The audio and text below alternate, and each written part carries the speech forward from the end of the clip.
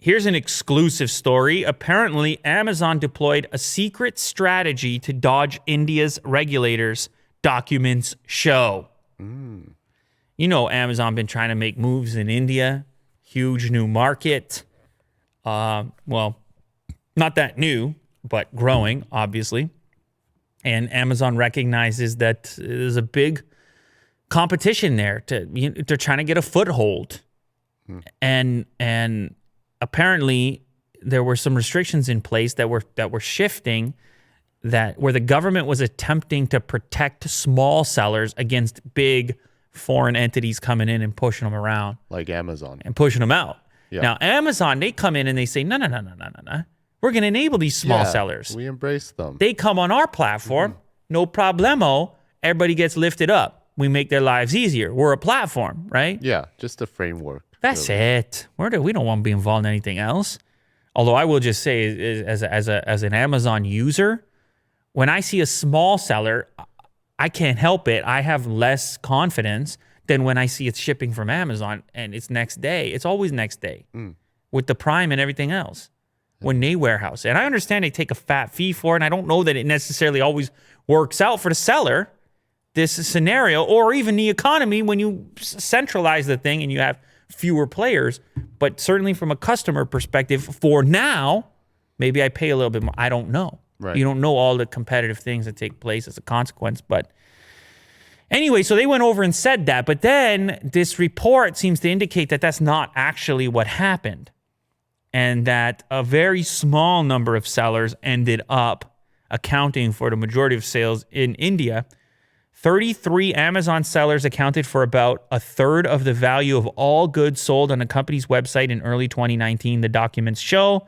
Another 2 big sellers, merchants, in which Amazon had indirect equity stakes, accounted for around 35% of the platform's sales revenue in early 2019.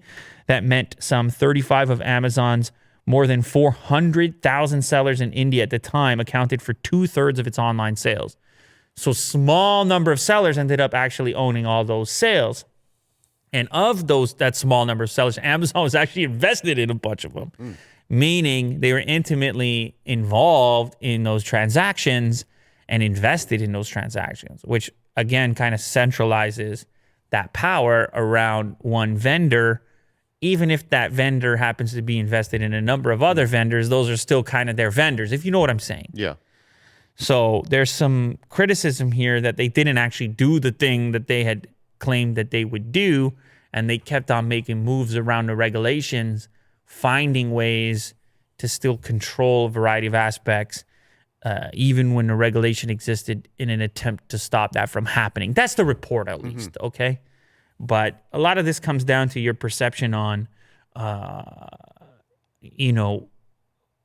what actually makes sense around what your expectations versus reality as an end user.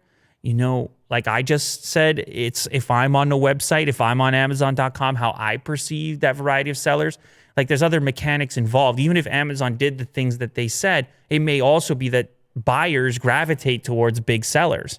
Do you know what I'm saying? Yep. These effects that take place. Like even if I'm on eBay and I see a big seller with a ton of feedback rating or whatever, I'm more inclined to now buy. Yeah. Ease of use, reliability. It's an effect that takes place in all kinds of marketplaces. So there are other things that could be contributing factors. Amazon, on the other hand, they say they're helping small and medium businesses in India grow, and that they now have over 700,000 sellers on its platform.